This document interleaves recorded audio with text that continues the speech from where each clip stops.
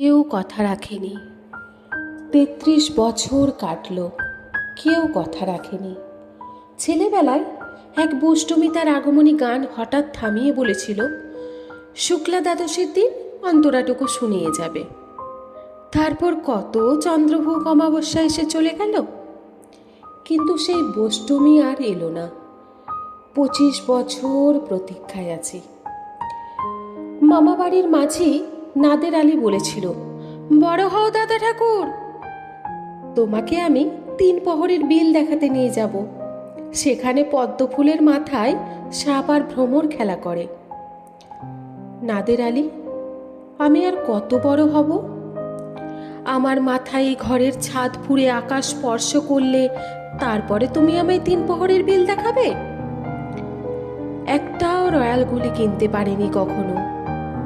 লাঠি লজেন্স দেখিয়ে দেখিয়ে চুষেছে লস্কর বাড়ির ছেলেরা।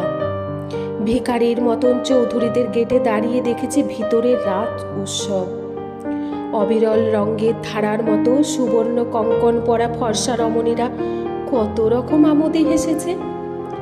আমার দিকে তারা ফিরেও চায়নি। বাবা আমার কাঁধ ছুঁয়ে বলেছিলেন, দেখিস একদিন আমরাও। বাবা এখন অন্ধ, আমাদের দেখা হয়নি কিছুই। সেই রয়্যাল গুলি, সেই লাঠি লজেন্স, সেই রাত উৎসব আমায় কেউ ফিরিয়ে দেবে না। বুকের মধ্যে সুগন্ধি রুমাল রেখে বরুণা বলেছিল, যেদিন আমায় সত্যিকারের ভালোবাসবে সেদিন আমার বুকেও এরকম আতরের গন্ধ হবে।